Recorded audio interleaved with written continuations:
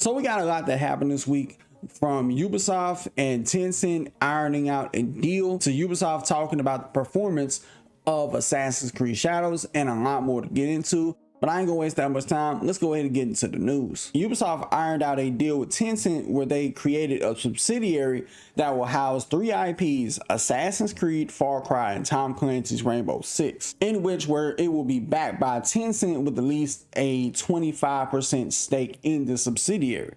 As far as what we know about this deal, Luke Stevens, shout out to him, he broke down this whole thing in the best way possible, which I highly recommend y'all go watch the video of him talking about it. He basically describes this as, this will be an independent subsidiary free from any Ubisoft corpo influence and any Tencent involvement. That neither side will tell these developers what game they got to put out.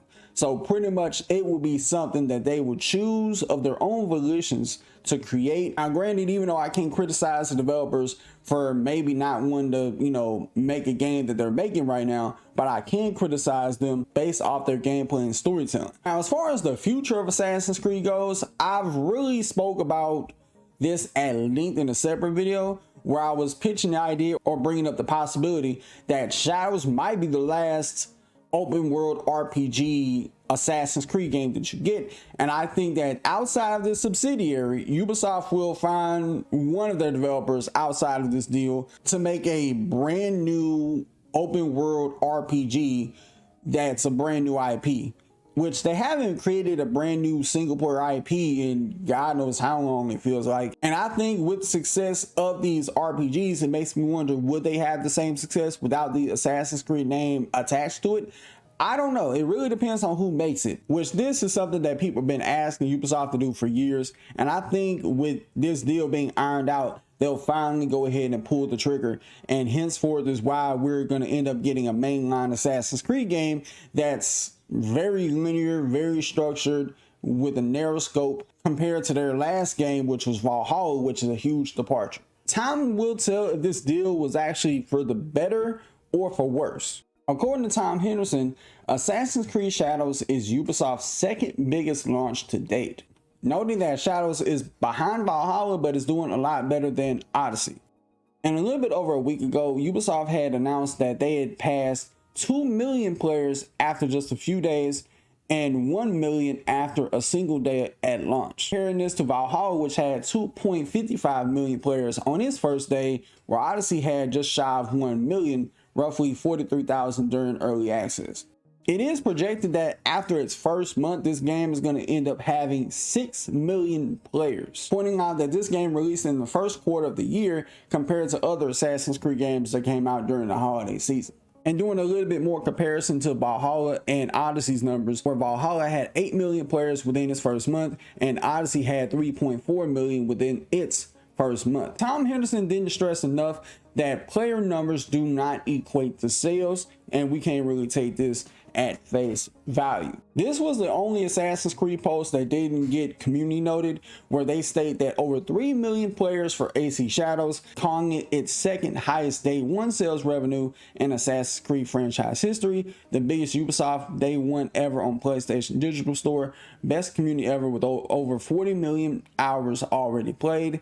Justice is forged in the shadows. And I think some people may skip over that when they hear, oh, this game had its second highest day in terms of revenue sales, because that's the thing people been wanting to know, like how much money this game's been making. Of course, people gonna keep complaining, saying, well, we don't get the actual numbers, we ain't got the copy sold, we ain't got the exact data or whatever have you. But Ubisoft does this all the time, and it's not just Ubisoft. Literally almost every company nowadays will talk about engagement first rather than performance of a game, which to me, it don't matter either way. Like, I just care about playing good games. But people honestly got to be real with themselves and cope with the fact that this game is performing better than Odyssey and Origins, which has been noted many times by many different people at this point. Now, granted, was it ever going to surpass Valhalla? No, but it really didn't have to, we're being honest. Simply because it don't matter if this game had a blew past Valhalla in terms of sales, in terms of copies sold. The deal with Tencent would have happened either way, people. All this game did was buy them just a little bit more time until they inked out this deal. According to CD Projekt Red, they've announced that The Witcher 4 won't launch at least until 2027, according to them. Quote, regarding the expected release date for Witcher 4, we're not going to announce the precise launch date for the game yet.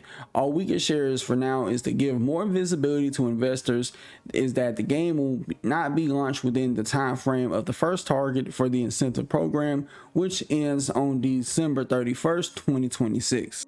And Witcher 4 won't be the only game coming out in 2027 either, with Intergalactic: The Heretic Prophet being second to that. As far as Witcher 4 goes, take all the time you need. And for God's sakes, don't do what you did with Cyberpunk and try to use buzzwords like it's coming when it's ready. Please stop doing that. I don't think y'all should show this game, like in terms of gameplay, presentations, or anything like that, until you're super close to this date, this game coming out sometime in 2026. Like, show it in 2026, even though that's sometime next year. You ain't got to be in a rush to start showing a story trailer or a gameplay trailer. Show something, like I say, I don't know, around the Game Awards 2026. That way it's something for people to look forward to going into 2027 and beyond. As far as Intergalactic goes, I'm actually surprised that it is not coming out till 2027, but knowing how Naughty Dog does, they typically are the rock stars of PlayStation, in the sense of they'll take all the time that they feel like they need and they'll release this game when it's damn near a cross-gen game, almost in the same breath that Last of Us was, where it came out in 2013 right before the launch of the PS4. So I think this game is going to end up coming out at least a year or two before we get a PS6. Now, with that being said, y'all let me know what you think about these stories in the comments below. Till next time, I'll catch y'all in the next video. Peace.